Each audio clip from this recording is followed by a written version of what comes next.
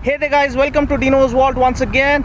It's a nice pleasant evening here in Hyderabad, and today giving me company is the new Activa 4G. So does this new Activa 4G have anything new on offer?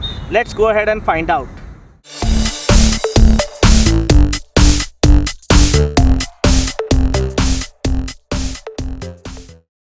The Activa is currently not only India's largest selling two-wheeler, but even the world's largest selling two-wheeler. Believe it or not, Honda have sold over 15 million of these scooters ever since its launch way back in 2001. Honda very humbly entered our market with this ungeared scooter at a time when commuter motorcycles were ruling the roost here. And just like the commuter bikes stepped in and nearly rendered all the scooters extinct a few decades ago, the scooters were raring to make a comeback as the nation's most preferred mode of transport with their superb practicality, sheer affordability, and the amazing convenience they had on offer. An ungeared scooter in the horrible city traffic offered for a fatigue-free riding experience, and this along with the superb reliability and longevity of Honda engines just went ahead and sealed the deal for the common man across our nation. No wonder the Activa became an instant hit with the people, and despite getting only minor enhancements across its 4 generations of existence, it is still the people's first choice and favorite mode of transport in city conditions.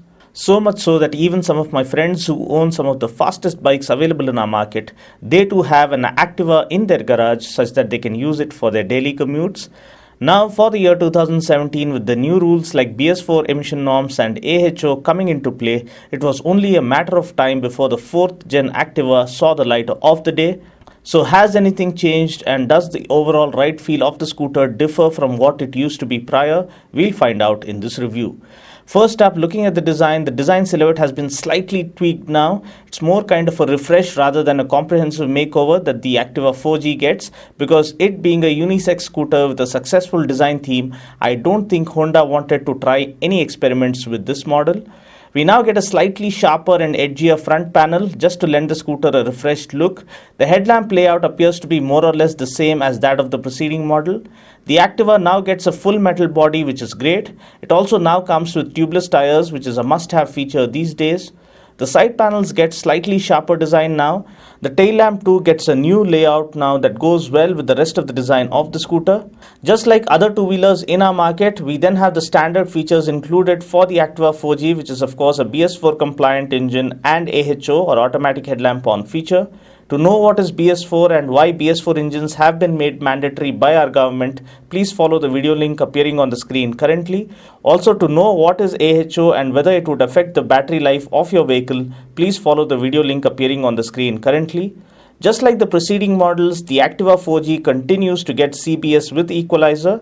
To know as to what is CBS or combi brake system and how it works, you can watch my DO 2017 model review video by following the link appearing on the screen currently, because I've explained about this feature in detail in that video.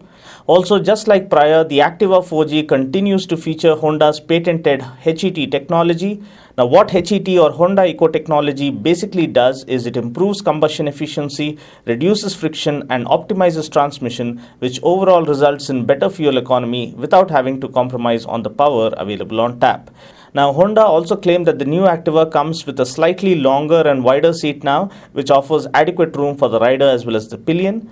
What's more, the Activa 4G now also comes with a mobile charging port such that you can charge your mobile phone on the go, a really useful feature to have on board these days. But please note that the mobile charging port is available as an optional extra and is not part of the standard equipment. We also get an underseat storage of 18 liters, which is pretty decent and would always come in handy to store or carry stuff on the go. Honda have also taken the liberty of introducing 2 new colors for this new model. Here you see the matte grey color variant, and then of course we also have this matte silver color variant. Now both the paint jobs appear to be well done and the overall fit and finish looks quite impressive. Now looking at the engine specs, powering the new Activa 4G is the same 109.19cc engine, which is now of course BS4 compliant. Now this puts out a max power of 8 bhp at 7500 rpm and a max torque of 9 Newton meters at 5500 rpm. Now taking the scooter out for a short test ride, there's no major change that I could notice in the way it rides now. The Activa always featured a super refined engine that was kind of a benchmark in the market, and it continues to be that way even now. I was a bit keen to see if Honda have tuned the hard suspension settings slightly to make it more comfortable now, but sadly there is no major change seen there either. The suspension setup is still slightly on the harder side. The brakes are quite decent for a scooter, and having the combi brake system feature on board does help inexperienced riders in applying the brakes properly, because it distributes the braking force equally to the front and rear brakes, even though you end up applying only the rear brake. Now this results in a more safe and secure braking mechanism overall. The instant pickup right off the mark, which happens to be the USP of Honda Activa, remains unchanged as well. Even with a pillion on board, the scooter pulls cleanly and effortlessly even on steep inclines. Now looking at other relevant specs, ground clearance is 153 mm, which is pretty decent and manageable on our Indian road conditions to clear the speed breakers. Seat height is 765 mm, which makes it easier for ladies to use the scooter, and also riders of all sizes, be it shorter riders, average height riders, and even people up to 6 feet tall, should feel comfortable on the scooter. Further aiding in offering decent legroom are the scooped out front panels and a flat floorboard. The fuel tank capacity is 5.3 liters, which is pretty much similar to almost all other scooters in our market, barring of course the SR150. The Activa also comes with a viscous paper filter, which offers better life and is low on maintenance. Now talking about the wheels and tires, we get 10-inch wheels and tubeless tires. We get 90 by 100 tires at both ends. I really hope Honda try and offer telescopic front forks and 12-inch wheels for future upgrades just to match the competition.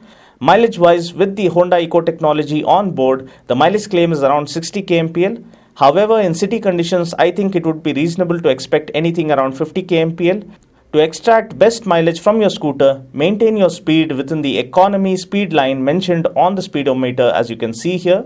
Price ex-showroom Hyderabad for the new Activa 4G is around Rs 53,000. Well, that's pretty much it for now. I just hope you found this video useful. Until next time, this is Dino saying ciao. Take care, God bless, and ride safe.